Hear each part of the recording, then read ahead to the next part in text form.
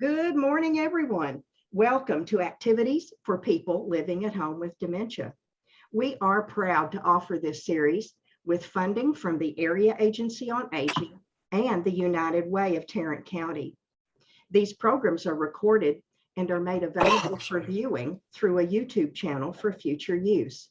I am Martha Brown, your host for today's activities. We are presenting today Peggy Spear from the Amon Carter Museum of American Art and her topic, leaf peeping. Welcome, Peggy, and show us what you have. That sounds kind of illegal, Peggy. Leaf peeping? Well, depends on what leaves you're peeping, huh? That's right. All right, wait, you know what? Well, I had to restart my computer, and so the PowerPoint closed. Let me reopen it. Guys, Okay. All right. Oh, no, that's not the one. I don't need to make you co-host, do I? No, I had no, it allowed me to share, so. Okay. Good. Should be. Yeah, okay, can y'all see it? There it Getting is. there. There's the black Well, it's and white. doodling. There you go. There you go. Computer is against me today. Okay. Yeah, leaf peeping. When I lived in Colorado, so you're probably right, Don, there probably is something a little bit illegal to it. Not there, but we always called it leaf peeping, and it was always like late September, early October. You'd head up to the mountains to see all of the aspens starting to change. And so that was like one of your weekend activities, because there always was a snow before October 31st. So you had, there was like really? such a short window of time you could go in and see the leaves changing. So I thought, I'm feeling a little nostalgic, and I wish it were fall down here because it doesn't quite feel like fall yet to me. We're getting there, but we're not there yet. So we'll look at some leaves, and we're usually, you can hike or you're in your car. So we're pretending we're in our cars right now. This is the first one that I searched in the database, leaves in autumn, and hundreds of photographs particularly came up. So I'm sure many of you have been on hiking adventures, or if you were an amateur photographer, leaves in nature were always an interesting and easy topic. So this first, before we get to the photographs, this first one, we're going to look at an etching by Scott Gentley. This is not currently on view right now, even though we do have the Gentley exhibition open. But it's an etching he created when he was in school at the Philadelphia Academy of Fine Arts, or PAFA, you ever heard that, up in Pennsylvania. So obviously it's in Philadelphia.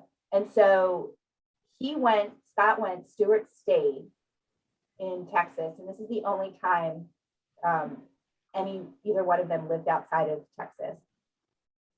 So here we see what he titled Leaves. Can you speak to what we're looking at? We're looking at a mixture of trees. Mm-hmm. One of them, the one in front, has obviously lost all of its leaves. Yeah. But the other ones, it looks like on the left side, there's some evergreens. Mhm. These ones to the right may be live oaks, because they don't look like they're losing their leaves. Yeah. Are they leaves, all those dots in the sky?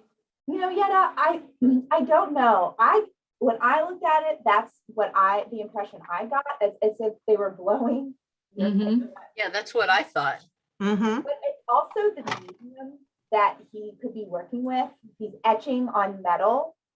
And so there could be some impurities on the metal, or there could be some dust that caught when he's running the ink on it and pressing it onto the paper. Okay. So I don't know, but whether it was deliberate or not, it definitely creates the effect that the leaves are coming off the trees. Mhm. So the etching was on metal then? Typically it is. Okay. It would say, I don't think this was wood. Okay. And he typically, so he went up to art school, and he found he had not etched before, he had painted prior, but art creation came very naturally to him. He was a very skilled man from the jump. So it was no shock that he was accepted into the Art Academy. And he discovered etching while he was there. And he said that this would be his medium. He was committed to perfecting this medium because he already had a natural inclination towards it. And so this was his medium of choice.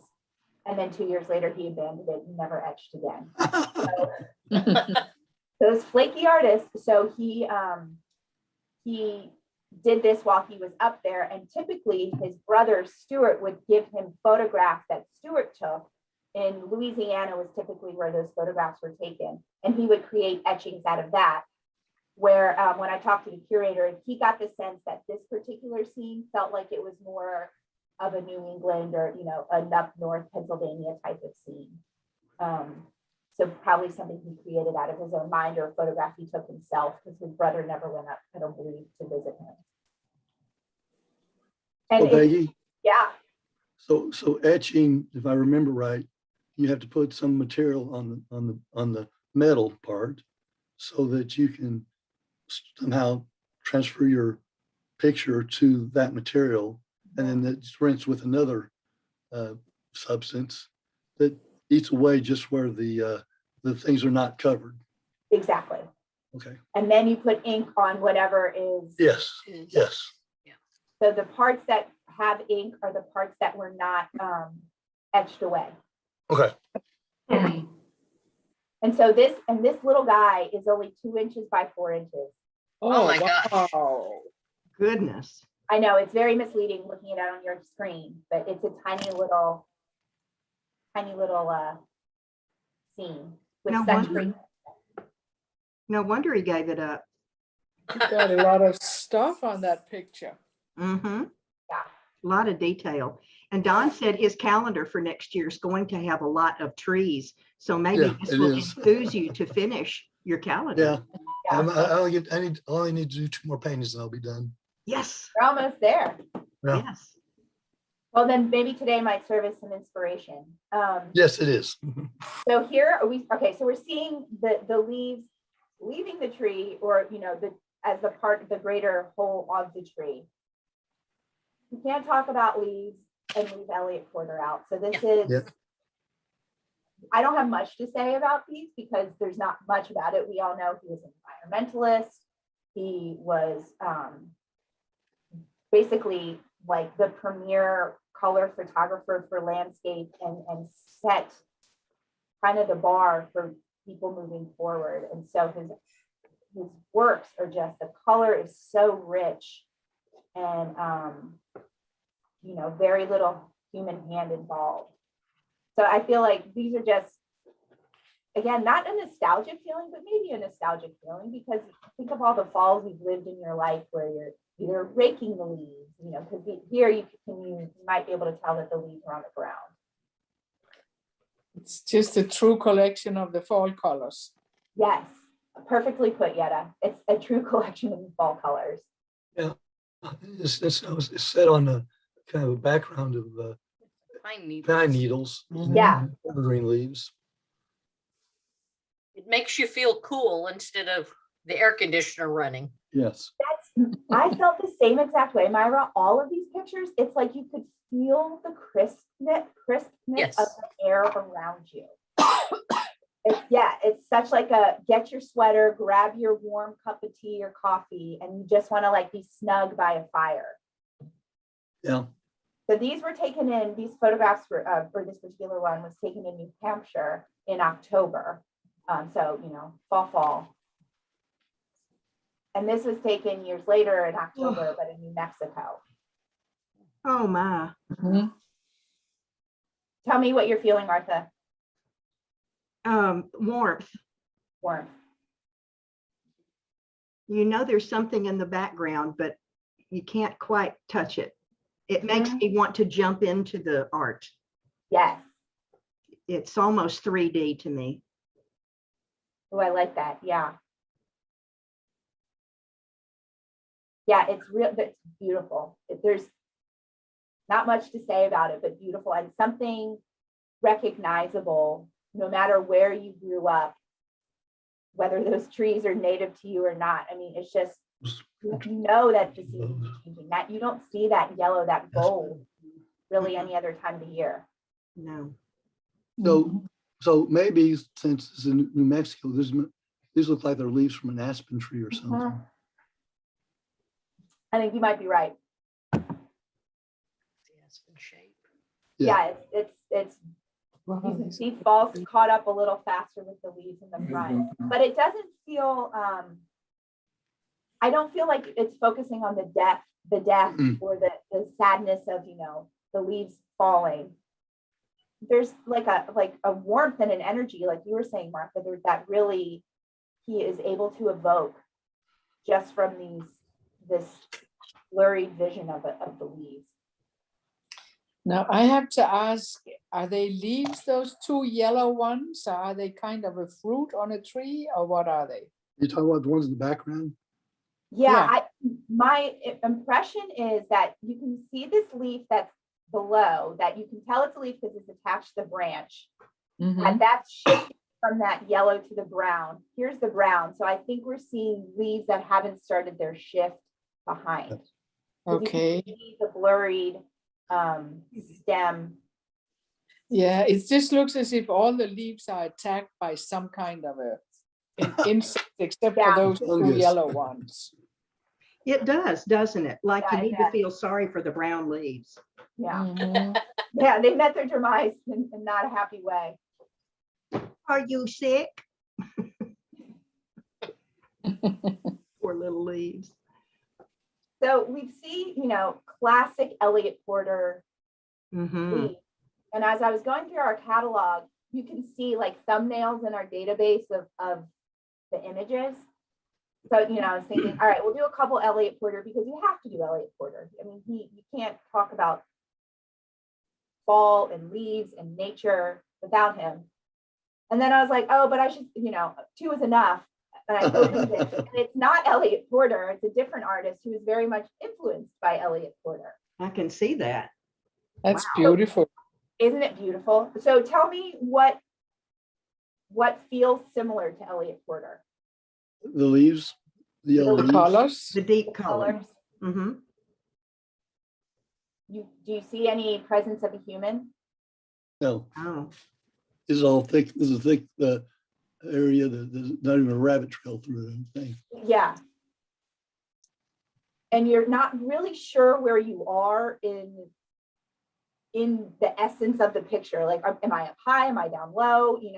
Elliott Porter, here you don't know where you are in the presence of the tree. Here yes. you're assuming on the ground, we know we're on the ground, but we don't know where we are in the larger picture. We're not, we're so focused.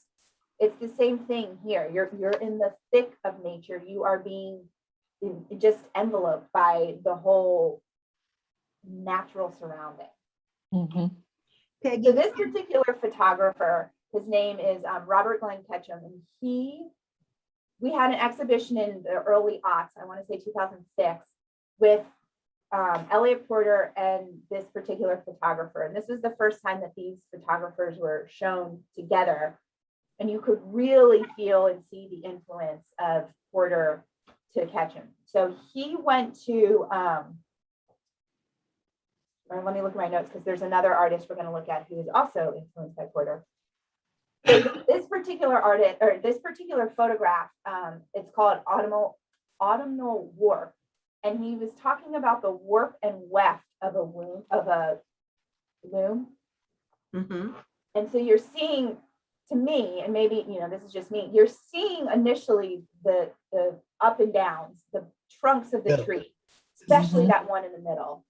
But then it's got these branches that are sticking out to give you the back and forth the same way, you notice the up and down. So he was talking about this almost textural fabric-like feel of nature, especially during autumn. These colors you cannot replicate anytime. It's just so textural, especially those spiny branches, different leaves. But go ahead. How big is this? Do you know? Yes, it is. This is huge, 29 by 38 inches. Wow. So when you're looking at it on the wall, you feel like, you're almost stepping into that. Yeah, it's almost life Mhm. size, yeah. Mm. Whereas the ones we were looking at of Porter, this was 8x10 or 8x7. This one's 8x10. Very different interaction with the photograph. Speaking of warp and weft, Mhm. yesterday when Lee and Caleb were with us, we talked about weaving, and we spent a lot of time talking about what goes first and how you pack it in, and it was all about weaving yesterday. Oh, how appropriate. Yes, thought you'd That's fresh appreciate on the that. brain. And she also said that she wanted to do one with you for okay. us. Cool. Yeah, hopefully I'll hear from her.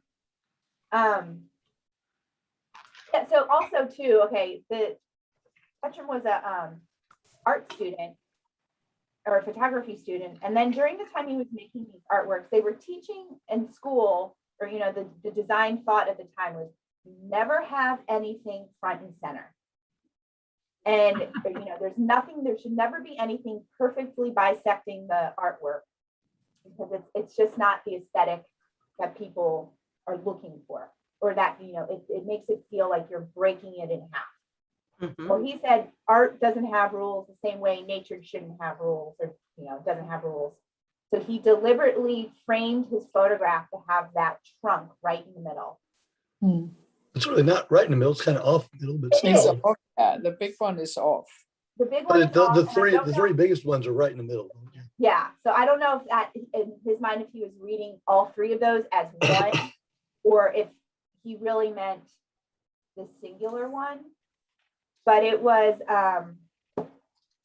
he was trying to buck the system, so to speak, and do something that was tisk tisk in the art world at that moment. But do you find it distracting that there's a trunk in the middle, or do you find No. No, don't not at all. No. I think it's beautiful.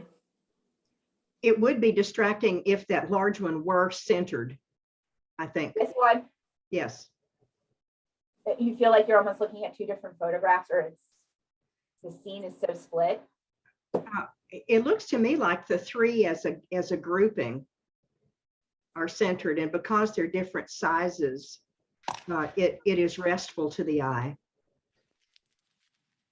I feel, it helps keep your eye within the photograph, at least for me. I mean, you Mhm. don't see the ends of these branches. So they're, while we're, you might be following one branch out, there's something, the warp that kind of stops you from going out of the frame of the picture. So it's like, while there's so much weft happening, these warps really help anchor, in my opinion, when I'm looking at it.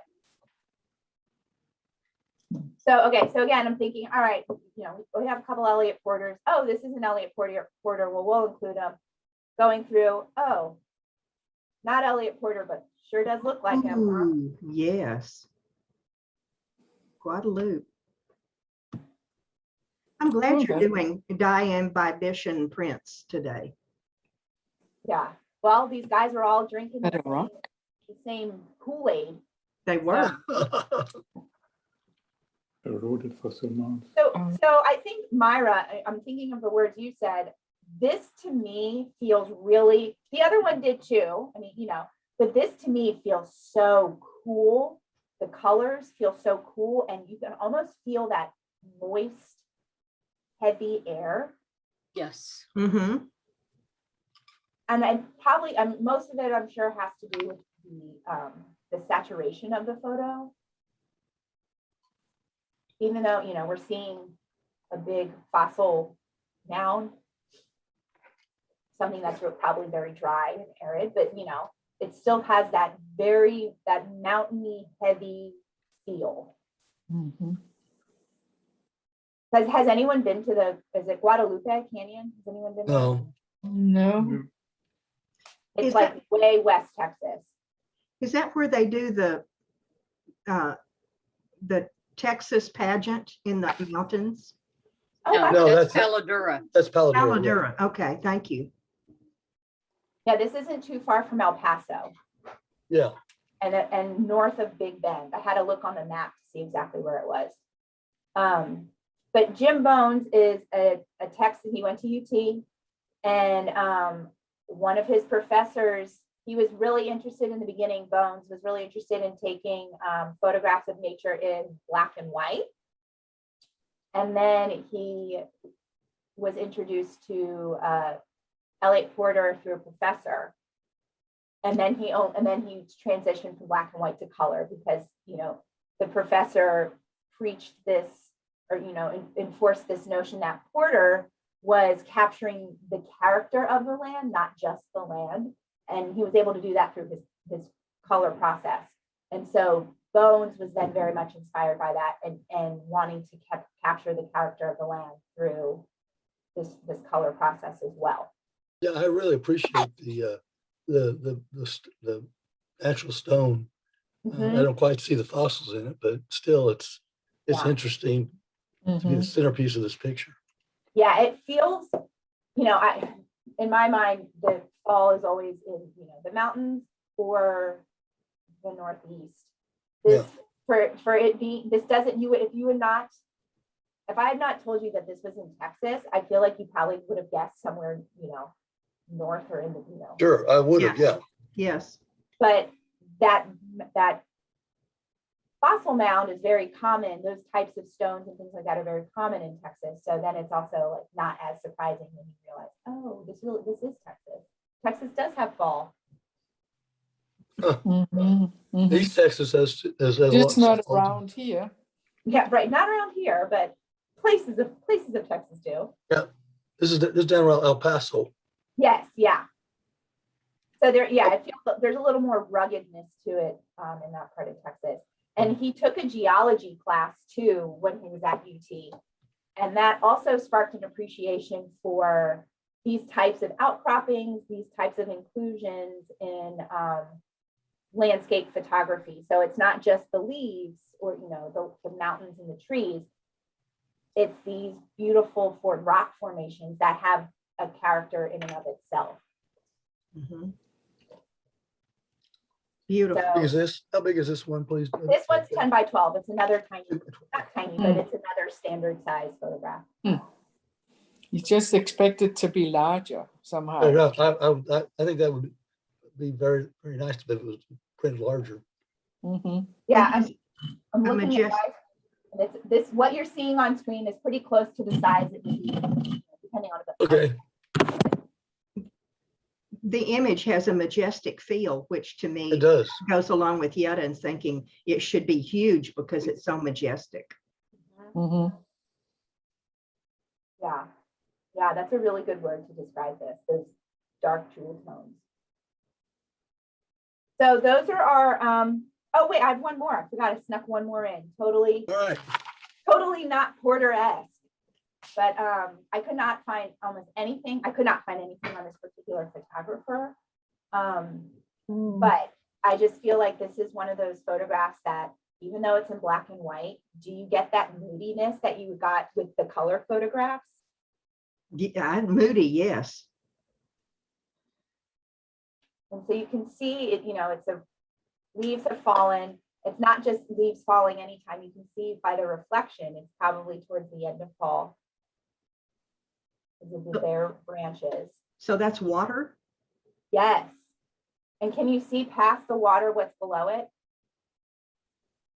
Well, I'm still trying to see the water. I don't see Oh, I water. see those Rock. rocks on the side, and that's the leaves floating in the water. It's leaves floating in water. And then I think, Yetta, you said rocks. yeah, the rocks, yeah. And then you have branches.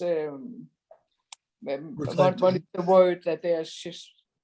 What is the word I'm looking? Mirroring in the Oh, lake. yes, reflecting. You're right. Reflection. Reflecting. Reflection. Yes. Yeah, so it's a very layered photograph. So you can see, it looks like it's probably on like a riverbank somewhere close. The one note I could find was that it was taken in Raleigh or Durham, North Carolina. And you can see, you know, the leaves floating. You can see the ripples around it. And Oh, that's what that is. Yeah, yeah. Okay. and the stem submerged. And then the water line breaks, like right at the rocks. And then you can see the reflection of that tree kind of creeping out of the shadows on the Right. wall. Yeah, Mhm. yeah, I see it.